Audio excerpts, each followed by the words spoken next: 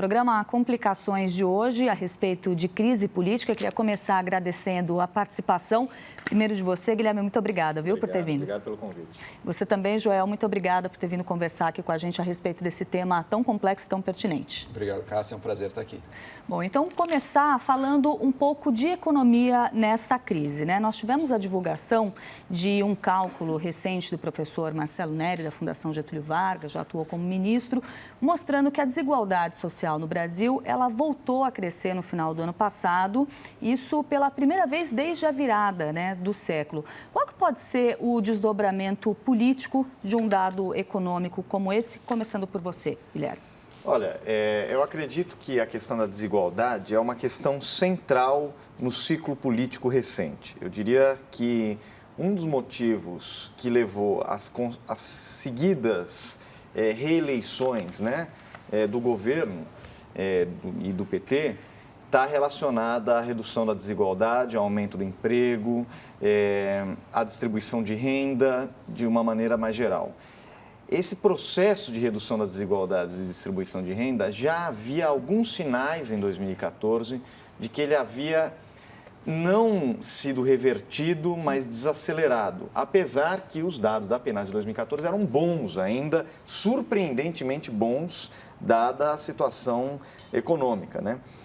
A partir de 2015, então, você vai conseguir, e já era esperado, com o aumento do desemprego, com a fragilização daqueles trabalhadores mais vulneráveis, né, das famílias mais pobres, era esperado uma piora, uma deterioração na concentração de renda. O impacto disso na política é uma deslegitimação do governo. Então, os índices de reprovação do governo, inclusive de defesa do impeachment do governo, podem se relacionar, principalmente nos setores mais populares, acredito eu, mais à crise econômica, à instabilidade, ao desemprego e à inflação, do que necessariamente às questões envolvendo corrupção, que atingem realmente mais as classes mais altas do ponto de vista da discussão de projeto de país, etc. As classes mais populares, elas dependem muito do seu dia a dia, do dinheiro, da renda, do salário, e isso está impactando muito elas. A recessão é grande, o desemprego cresceu muito rapidamente e tirou dessas classes mais populares renda, o que leva eles a questionar se elas fizeram a escolha correta para o governo em 2014. E para você, Joel? Pois é, eu acho que esses dados da desigualdade que saíram agora não são surpresa. A gente já estava aguardando isso, a piora da pobreza tem crescido muito rapidamente. Você tem um desemprego aí, 100 mil postos de trabalho perdidos por mês praticamente, tá? E continua agora.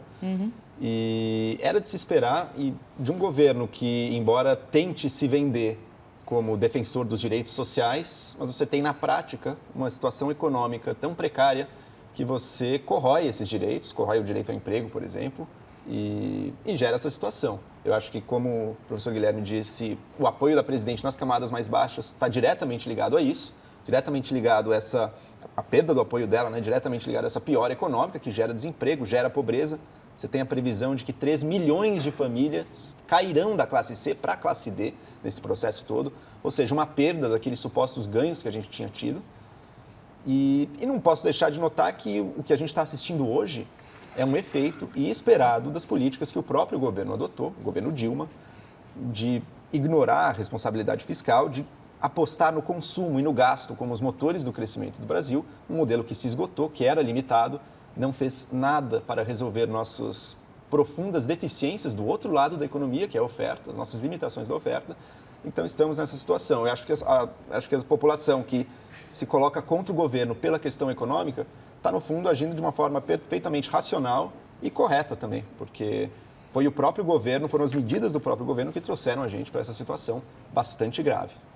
E você, como que avalia as medidas do governo em tempos recentes? Acho que até vale a gente incluir agora na nossa conversa. O ministro Nelson Barbosa está enviando para o Congresso, né, um pacote de medidas fiscais e tem aqui, eu estava até anotando alguns dados bem específicos desse projeto, tem, por exemplo, um ponto dele que foi batizado de regime especial de contingenciamento que permite ao governo não cortar gastos que são considerados essenciais e estratégicos quando a economia crescer menos de 1% em 4 primeiro trimestre. Qual que é a avaliação que você faz de um pacote como esse? Como a gente pode entender uma iniciativa como essa que está sendo enviada agora para o Congresso? Veja, eu quero... Primeiro, eu acho que a gente tem que, como somos economistas e cientistas sociais aqui, não haverá consensos, então haverá algumas discordâncias. Eu não concordo com a ideia de que a crise econômica atual decorre de um modelo gastão de um primeiro governo Dilma. Acho que é o contrário. Todas as medidas do primeiro governo Dilma, que eu também não concordo com várias delas, mas as desonerações, a queda das taxas de juros, a queda do custo de empréstimo para as empresas, todas elas visavam criar melhores condições de oferta, reduzir o custo do investimento para o empresário. Quer dizer, eram medidas que eu discordo não só da orientação, mas da forma que foram implementadas, mas eram medidas de oferta. É diferente de 2009, quando nós tivemos medidas que o governo Lula adotou de aumento da demanda. O objetivo era aumentar o consumo para sair da crise de 2009. O governo Dilma tinha outra estratégia, uma estratégia que nós chamamos de estratégia industrialista. Ela pegou literalmente a agenda que a Fiesp propunha, que era desoneração fiscal, era redução da taxa de juros, era desvalorização do câmbio, era retirada dos custos trabalhistas, diminuição do custo de energia elétrica, entre outros fatores, e tentou aplicar essa agenda. Essa agenda fracassou, com isso nós concordamos. Ela fracassou retumbantemente, digamos assim, e deixou um passivo fiscal. Mas o cenário de grave crise que nós vivemos hoje decorre de uma segunda decisão equivocada, que é a decisão de, diante desse passivo fiscal, transformar a política fiscal e a política monetária em uma política procíclica. O que isso significa? Significa que é uma política que aprofunda o ciclo econômico. Então, como o ciclo econômico era de descenso, você adotando profundos cortes em investimento público, principalmente, que caiu mais de 30% no ano passado, né? E você fazendo uma elevação muito grande dos juros e de custos e de preços administrados, você jogou essa economia numa trajetória recessiva como era esperado. Essa era a questão. Todo mundo sabia que se fizesse isso, entraríamos em uma trajetória recessiva. O discurso é uma trajetória recessiva de curto prazo, logo mais sairemos dela, porque os empresários retomarão sua confiança, o que nunca aconteceu. Agora, quanto à medida do ministro Nelson Barbosa, eu diria o seguinte: eu acho que, diante da crise profunda que o país vive, você tem que apontar nas duas direções. A primeira é uma flexibilização fiscal no curto prazo, porque é impossível, a não ser que você simplesmente desconstrua a Constituição de 88, é impossível você atingir metas fiscais em um cenário de profunda queda da arrecadação pública e profunda recessão. Então, você tem que flexibilizar as metas fiscais de curto prazo, até para a política fiscal atuar de maneira contracíclica, ou seja, a economia está crescendo, a política fiscal tentar puxar essa economia para cima de novo. Agora, no longo prazo, você precisa sinalizar uma tentativa de reequilibrar as contas públicas. E é essa tentativa de conciliação que o governo está fazendo. No curto prazo, criar flexibilidade, criar cláusulas de escape que permitam, em um momento de recessão, o governo atuar de maneira contracíclica, mas no longo prazo você criar regras que permitam que os investidores, os empresários olhem para o futuro e falem, bom, no futuro essa trajetória vai voltar para um equilíbrio fiscal, que é uma coisa demandada tanto por heterodoxos quanto por ortodoxos. Na verdade, o equilíbrio fiscal não é uma demanda unicamente de um setor de economistas, é uma demanda geral.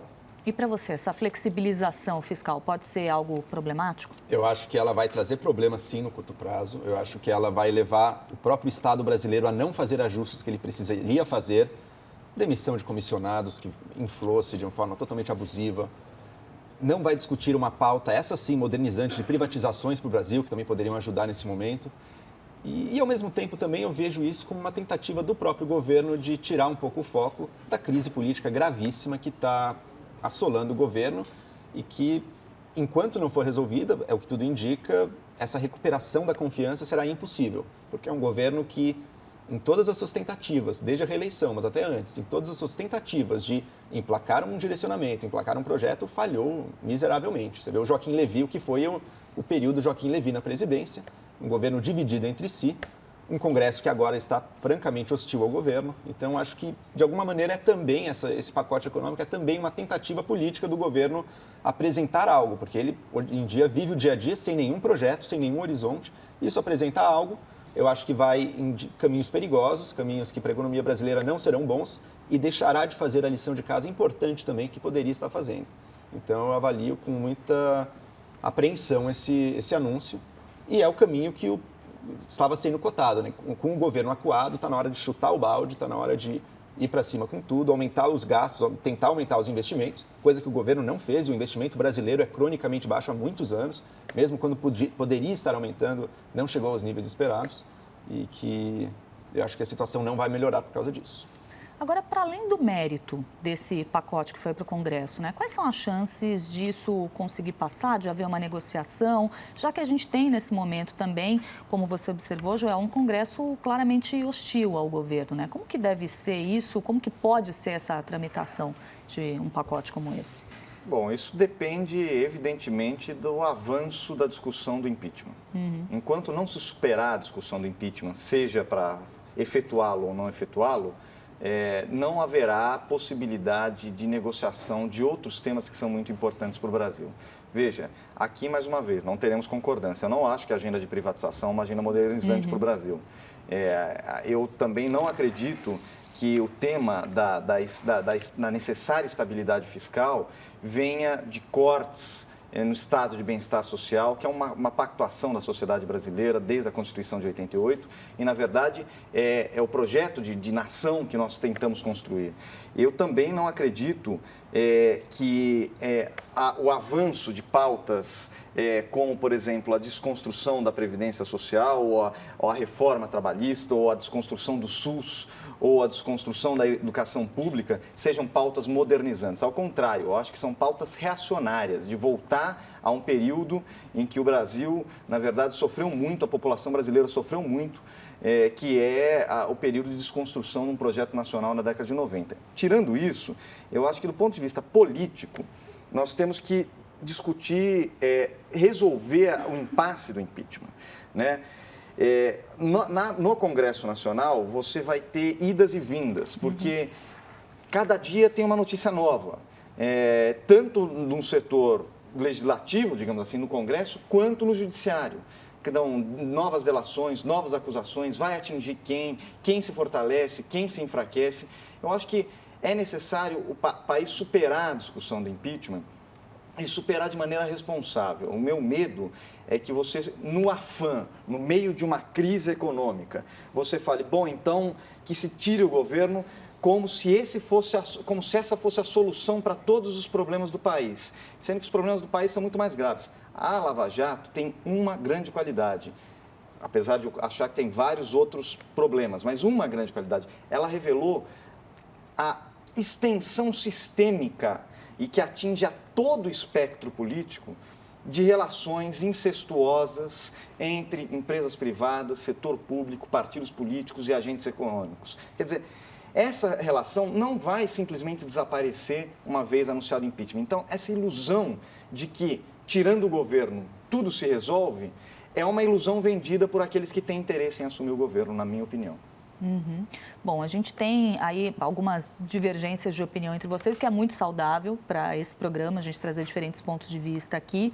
E tem essa questão desse impasse político. Então, a gente poderia, talvez seja um ponto de consenso entre vocês, por diferentes razões, enquanto não se resolver a questão política, fica difícil avançar economicamente. A economia não pode ajudar a dar conta dessa crise política? Medidas, novos planos, novas ideias, não seriam suficientes para dirimir ou ajudar, pelo menos, a amenizar essa crise? Eu acho que a ordem vai ter que ser a inversa. A crise política, acho que concordo aqui com o professor, a crise política, a resolução dessa crise está sendo um passo necessário para a gente poder dar um passo na frente na economia também, para poder construir um projeto de Brasil, olhar para o horizonte e saber a meta a seguir. O Estado brasileiro, hoje em dia, embora tenha crescido e a proporção do gasto com relação ao PIB tenha crescido ininterruptamente, por razões sistêmicas até, parece que chegou a um problema e demanda soluções sérias de reformas profundas no próprio Estado. Gastamos 10% do orçamento com aposentadorias, aposentadoria do setor público, principalmente, uma inflação completamente descomunal com relação à aposentadoria INSS. E reformas trabalhistas, eu acho que há toda uma agenda de reformas que precisarão ser levadas adiante mas o momento realmente agora é impossível levar qualquer coisa adiante na situação política como ela se encontra agora. Acho que ninguém tem ilusão de que os problemas do Brasil estarão resolvidos se o impeachment acontecer. Acho que, pelo contrário, os grandes problemas do Brasil continuam essencialmente inalterados. O que você teria num cenário de impeachment, que hoje em dia é provável, mas também não é certo, é uma possibilidade de recuperar a confiança do mercado. Você vê que no dia a dia sai uma notícia ruim contra o governo, os indicadores melhoram um pouco. É claro, isso é toda uma mudança de curtíssimo prazo, não é o que traz a solução para a economia brasileira e para a sociedade brasileira também, mas é uma sinalização de que há uma percepção muito clara de que com o governo no estado que está, incapaz de governar e acuado pela revelação de corrupção e de crimes que vão até a mais alta cúpula do governo, fica muito difícil ver uma saída. Então, eu acho que a situação econômica, por mais grave que seja, saídas econômicas dela terão que esperar, sim, uma resolução política. E o contrário vai ser muito difícil acontecer por isso, porque o governo está travado, não consegue fazer nada de relevante enquanto está assim. Agora, se a economia não consegue, nesse momento, ajudar a amenizar ou fazer frente a essa crise política, o judiciário pode fazer isso? Pode ajudar com isso? A gente tem tido revelações todos os dias. Nós tivemos, por exemplo, recentemente, a revelação de que a Odebrecht, o presidente da Odebrecht, todo mundo da Odebrecht, vão aderir à delação premiada. Isso poderia, por exemplo, ampliar, inclusive, o escopo da Operação Lava Jato? Seria uma coisa positiva? Poderia ajudar nesse processo? Veja, eu acho que a economia, como concordo, tem muito pouco a ajudar nesse momento. O governo pode até anunciar algum plano para recuperar apoio popular, mas isso tem um impacto muito limitado, até porque o impeachment vai ser votado em 20, 30 dias. Então, isso tem que ser resolvido primeiro, né? Sinalizações talvez sejam importantes, mas do ponto de vista prático elas são irrelevantes, né? Do ponto de vista do que vai acontecer na economia. Agora, o judiciário, eu acho que o primeiro papel do judiciário, como o primeiro papel do juiz num jogo de futebol, é não aparecer. Né? O bom juiz no jogo de futebol é aquele que não é o protagonista do jogo. Porque se o juiz for o protagonista do jogo, você tem um pequeno problema. Né? No sentido de não aparecer, eu digo assim, o primeiro papel do judiciário nesse sentido é ele cumprir a sua função constitucional, que é julgar de maneira isenta, investigar. O judiciário, a Polícia Federal investiga, o Ministério Público denuncia, o judiciário julga de maneira isenta. O que tem acontecido, e isso me preocupa profundamente, é que o judiciário tem assumido, principalmente o juiz Sérgio Moro, tem assumido um papel muito evidente, né, quase um popstar, digamos assim, para alguns setores da sociedade brasileira. Mais do que isso, ele tem ajudado nas investigações, o que é uma coisa importante. As investigações da Lava Jato, como eu disse, têm uma importância muito grande, podem ter uma importância muito grande para o Brasil, no sentido de desvelar essas relações que pegam grande parte do sistema empresarial político do Estado brasileiro, mas as últimas atitudes dele, eu diria que mais atrapalharam do que ajudaram, criaram muita confusão. Então, por exemplo, a revelação de grampos telefônicos envolvendo o presidente da República, e mais do que isso, de grampos telefônicos envolvendo pessoas e conversas irrelevantes, conversas pessoais onde não havia crime, isso está havendo um consenso no meio jurídico, inclusive o ministro Teori Zavascki, o ministro Marco Aurélio já se pronunciaram, Teori em decisão e o ministro Marco Aurélio em entrevista, que isso é crime, isso não pode ser feito. A questão da condução coercitiva, antes disso, já havia criado um certo mal-estar. Então, acho que o primeiro papel do judiciário é não colocar mais lenha na fogueira da crise política, é não se partidarizar, é não escolher um alvo, não escolher começar a fazer as investigações. Por exemplo, agora, você falou da delação do Odebrecht e tem a da Andrade Gutierrez também. São duas delações de duas grandes empreiteiras que, caso conduzidas com seriedade, sem partidarismos, etc., eu tenho certeza que, de maneira isenta, eu tenho certeza que vai revelar um amplo espectro de corrupção no Estado brasileiro e nos vários partidos, governo, oposição, etc. Agora, vai criar estranheza de parcelas da sociedade se essas delações só revelarem problemas, crimes de um setor político, se as perguntas dos investigadores da Lava Jato se concentraram só em um personagem, em um partido. É isso que nós temos que esperar. A Lava Jato tem um potencial enorme de ajudar o Brasil. Não pode ser desperdiçado com partidarismos, com sectarismos. Você concorda, João? Concordo que o potencial da Lava Jato tem sido muito positivo. Acho que está revelando como Foi dito aqui o grau, a extensão e a profundidade da corrupção do Estado brasileiro, desse sistema que alguns economistas aí chamam de capitalismo de laços, né? Que é essa simbiose entre o governo e grandes empresas que trocam favores, se beneficiam uns aos outros, piorando a situação para o restante da sociedade, né? Criando uma sociedade menos livre e com menos liberdade econômica. Eu acho que é muito positivo isso e está revelando, sim, que, olha, a corrupção é profunda, ela atinge muitos partidos, não é só o governo, não, a oposição também está comprometida aí, e mesmo com o impeachment, a Lava Jato tem que seguir adiante, indo atrás de quem tiver culpa no cartório aí, porque realmente parece que ela pode promover uma limpa na política brasileira, e se for o caso, realmente é algo positivo, porque abre um espaço também para novas lideranças, novas ideias, novos horizontes, novos projetos do Brasil.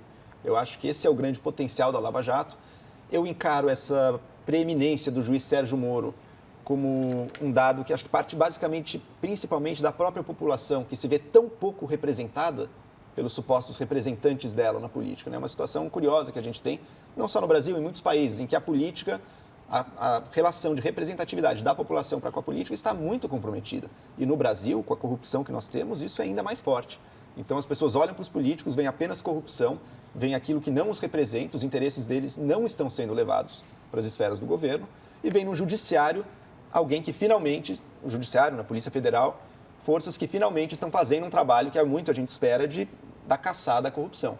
É claro, isso não resolve os problemas, talvez, as origens da corrupção brasileira, as origens institucionais da corrupção brasileira. Mas o primeiro passo, sem dúvida, é ver quem hoje em dia articulava esses esquemas, quem hoje em dia participava de esquemas de corrupção e tirar essas pessoas. Acho que é o primeiro passo para uma renovação política do Brasil também. Eu encaro isso com muito otimismo. Eu acho que há discussões técnicas aí sobre se uma ou outra ação do juiz era necessária ou não. Lembrando que as gravações apareceram quando a presidência da República deu um cargo de ministro para o ex-presidente Lula, com fortíssimas suspeitas de que fosse exclusivamente para livrá-lo de uma possível prisão preventiva. Então, quer dizer, havia uma necessidade pública e um interesse público muito grande, foi a justificativa que a Justiça deu. Claro, são questões técnicas jurídicas que também têm que ser discutidas e que a Justiça tem que sempre operar dentro dos padrões da lei. Agora, se a gente tem um governo que, ao que tudo indica, está violando o Estado de Direito sistematicamente com a corrupção e agora com articulações para se salvar. São coisas seríssimas também. Felizmente, as investigações levam a crer que isso no futuro será menos comum. Bom, a gente tem tido muita gente falando de possibilidade de golpe, inclusive cada grupo se apropriando do termo golpe para diferentes coisas, para diferentes significados, digamos assim. Para vocês, existe algum risco real de ruptura da ordem democrática? Eu acho que, na verdade, o golpe não só está em marcha, como, essa é a minha opinião, como de alguma forma já está sendo praticado. Em vários momentos. Aqui nós teremos discordâncias óbvias também quanto à interpretação do cenário político. Em primeiro lugar, eu acredito que não é possível combater crimes cometendo crimes. Eu acredito que não é possível combater a corrupção corrompendo a Constituição. Então, quando você viola os direitos da Presidente da República, quando você viola os direitos dos investigados, você está cometendo crimes. E isso não é aceitável, principalmente vindo do Judiciário. E principalmente quando esses crimes têm uma forte conotação política, né? Quando você vaza áudios de maneira inconstitucional, quando você promove prisões preventivas a esmo e de uma maneira sem uma perspectiva para o encarcerado, o que cria uma pressão psicológica para o sujeito enorme. E você fala o seguinte, olha, você vai ficar aqui preso quanto tempo for necessário, até você falar exatamente o que eu desejo que você fale. Bom, qual é o valor disso? Qual é o valor de uma delação premiada se ela na verdade, é uma delação extraída a fórceps do sujeito? Eu acho que, mais uma vez, a Lava Jato, ela combate a corrupção, não pode ser uma coisa de esquerda ou de direita, isso não existe. O combate à corrupção, você nunca vai ver alguém falar que é a favor da corrupção. Então, o discurso de que o combate à corrupção é a grande coisa, é o grande mote da Lava Jato contra o governo, contra esse ou contra aquele, na verdade, o meu medo é transformar uma operação que teria um potencial de revelar para o Brasil as relações espúrias entre setor privado e setor público, que, detalhe, não são só no caso brasileiro. No mundo inteiro existem essas relações. São características típicas do capitalismo, essas relações entre Estado e mercado. Aqui no Brasil, talvez, por uma questão de história, um pouco mais, digamos assim, obscuras, né? Mas, de uma maneira geral, eu acredito que o grande problema é o que é o golpe. O golpe não é o impeachment. O impeachment, ele pode ser ou não um golpe, dependendo de como ele for feito. O golpe é você violar direitos, você violar a Constituição, você atacar os seus oponentes sem seguir as regras legais e destituir uma presidente onde não tem crime. Isso é o golpe. Por isso que eu acho que ele está em marcha e já está sendo praticado no dia a dia. O problema é a passividade de vários setores da sociedade diante da violação desses direitos, que no futuro podem se voltar contra ela. Joel, nosso tempo está acabando, mas eu quero ouvir você para a gente concluir. Está tendo golpe? Vai ter golpe? Não vai ter golpe? Vamos lá. Eu não gosto tanto do uso da palavra golpe indiscriminada que tem sido feito dos dois lados. Não há um golpe em curso e também a presidência está se articulando aí, possivelmente violando a lei também para proteger o Lula e tudo, também não é um golpe. Acho que a gente poderia restringir um pouco mais o uso dessa palavra. Mas tem movimentos, sim, e tem ilegalidades acontecendo. Eu acho que a Justiça está investigando isso. De fato, há uma questão séria a ser tratada no Brasil. Será que a Justiça, na hora de investigar, não é dura demais com os investigados? É uma boa questão. Lembrando que antes do Lula, a Lava Jato já tinha feito centenas de conduções coercitivas, por exemplo, sem levantar tanto clamor popular ou nada disso. E a prisão preventiva também é um método bastante usado no Judiciário e pela Polícia Federal. É algo a se discutir, sim, talvez melhorar a prática das investigações no Brasil.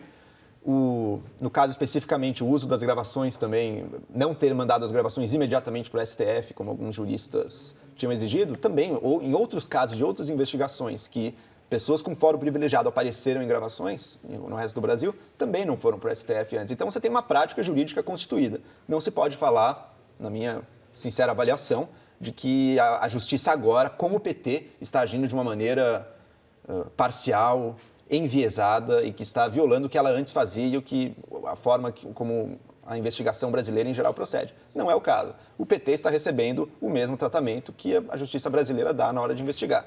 Talvez seja um pouco dura, talvez poderia garantir mais direitos aos investigados, não tenho dúvida, mas não está tendo favorecimento. E mudar agora apenas para o PT, aí talvez fosse mesmo um favorecimento se ocorresse. Mas, em suma, não acho que é um golpe em curso. O impeachment é um recurso legal também. Tem amplas evidências de que a presidência está envolvida, sim, em crimes durante o mandato. Desde o TCU, na verdade, já se tem aí juristas importantes dizendo que, olha, o que foi feito nas pedaladas fiscais para o governo poder gastar mais um ano de eleição, atrasando pagamentos voluntariamente, numa magnitude inédita na história, constitui, sim, uma base justificável para o impeachment. Eu acho que são discussões que os juristas têm que ter e, ao mesmo tempo, tem a discussão política. Você está com um governo insustentável, você tem essa base jurídica dada, parece que as rodas estão girando na única direção possível. Bom, como sempre acontece com as conversas que estão boas e cheias de conteúdo, nosso tempo passou muito rápido e acaba de se esgotar. Eu quero agradecer muito a participação de vocês, a disposição de vocês terem vindo aqui discutir com a gente esse tema tão importante para a nossa história recente. Muito obrigada e até uma próxima oportunidade. Agradeço, foi um enorme prazer. Obrigado.